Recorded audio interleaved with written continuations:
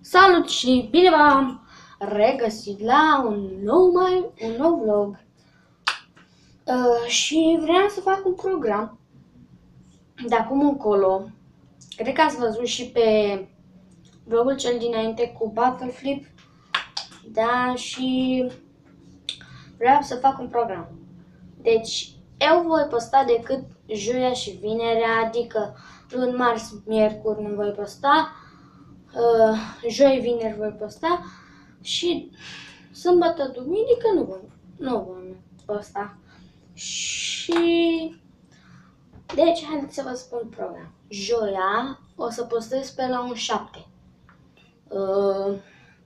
Și vinerea o să postez la un 8, cam așa. Și sper să rețineți programul acesta. O să vi-l pun și în descriere. Și da, haideți să trecem la episod. Ok, acum vreau să fac niște tricuri cu kendama. Uite, tocmai un musc acolo. Niște tricuri cu kendama. Și uitați la ce firmă e. Să nu ziceți că este fake sau da, din nou la 20 de lei, care la 10 lei nu găsești. Am avut înainte, dar știți că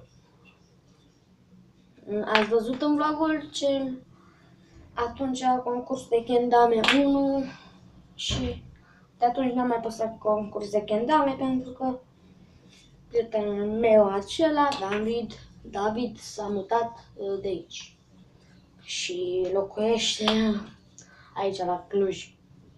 Știți, la Cluj? La Cluj, un pic mai încolo. Aproape de... Adică e față-față cu stadionul Cluj, dar în fine. Hai, stăm atât de la vorbit. Cred că vă interesează pe voi unde stă. Dar, da, haideți să ne jucăm puțin cu kendama. Primul truc era să zic, prima mișcare care o voi care o voi face, trebuie să o pun pe cupa cea mare, adică base cap.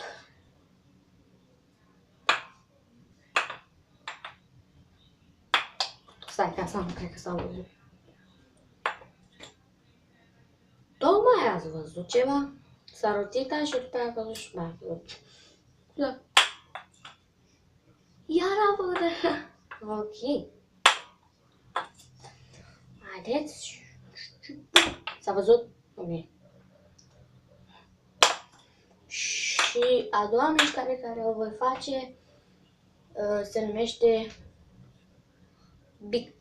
asta e big cap, asta e big cap. Base cap. Nu, asta e base cap-ul și asta e big cap. Big cap, adică cupa cea mică. Gata. Acum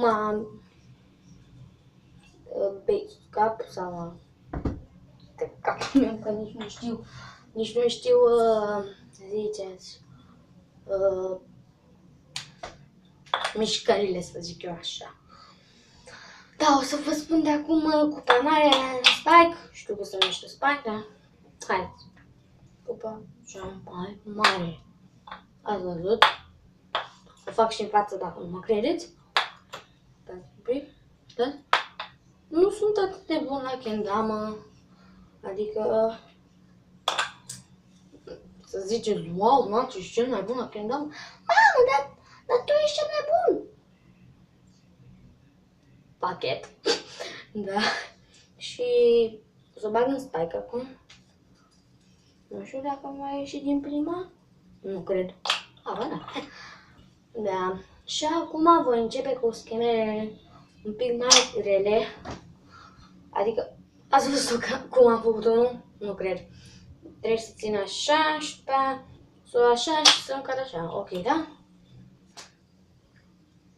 Nu cred că s-a văzut. Da, hai să o facem. Ultimila și... Op, mi-a scăpat. Haideți să încă o dată. Mi-a ieșit. Acum voi face de big cap Pică, nu? Da, pică. Aici. Pe cupața mare. Mai bine zic așa. Și voi ține de vârful acesta care se numește spike. Voi ține de vârf și voi încerca să pun bila aici. E un pic mai greu că ți se balansează mâna. Și mie mai ales îmi tremură mâna, să știți. Uite că mi-a ieșit. Au. Și următoarea mișcare trebuie să o pun pe cupa cea mare. După aceea să o pun în spate. Ok, da? Cupa cea mare. Fixăm. One shot! Yes.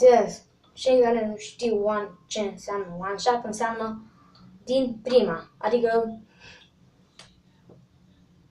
mi-a ieșit din prima. Schema care vreau să o fac sau...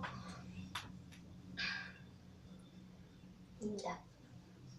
Nu știu ce mișcări mai vreți. Haideți să încercăm airplane. Airplane nu este atât de greu, doar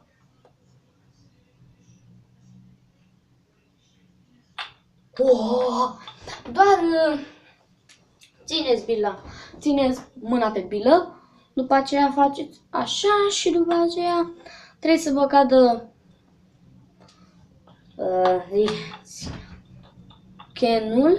canul în dama. Ați înțeles? Ok. Și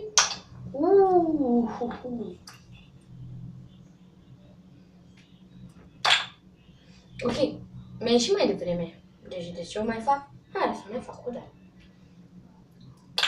Da, mi-a ieșit de mai devreme. Hai să mai fac o dată. Da. Mișcarea asta care o voi face acum nu cred că o să-mi iasă. Adică...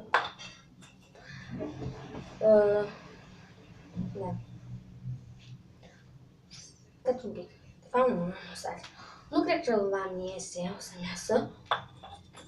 Dar ceea ce trebuie să faceți este să țineți mâna pe dama și să aruncați canul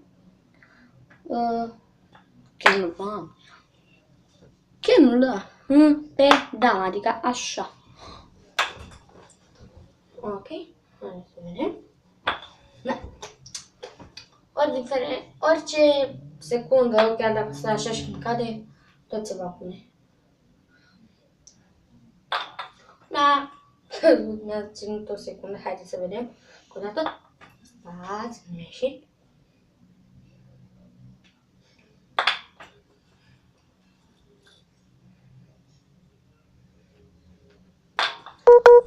Ok, și cam atât a fost și cu acest episod.